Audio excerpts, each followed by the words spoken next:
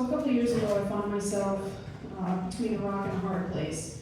My living situation involved my 4-year-old daughter sleeping in our bed consistently, and my dad sleeping in our spare bedroom upstairs.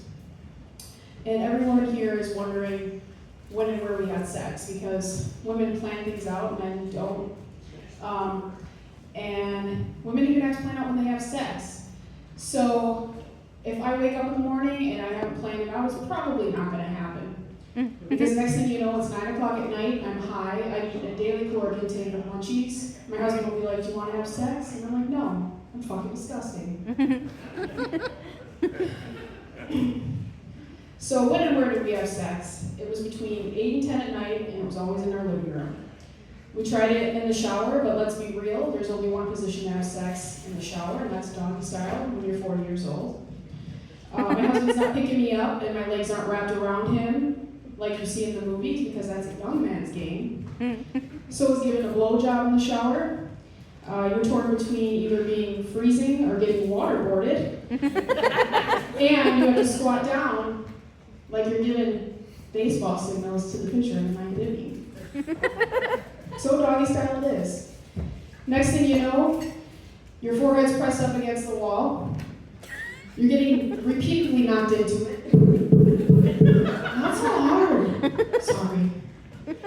Your arms start to fall asleep from holding yourself up. I'm looking at my shower and like, God, this is fucking disgusting. I can't believe I get my daughter a bath here. One time my daughter's baby shark toy malfunctioned while we were banging in the shower, and all we heard was, baby shark, do-do-do-do-do. Scared the shit out of us. We thought our daughter woke up and was crying and she couldn't find us.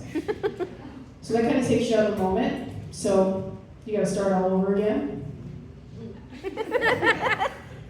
So in the living room, there's really not very many positions to have sex either when you're 40 years old. So doggy style again.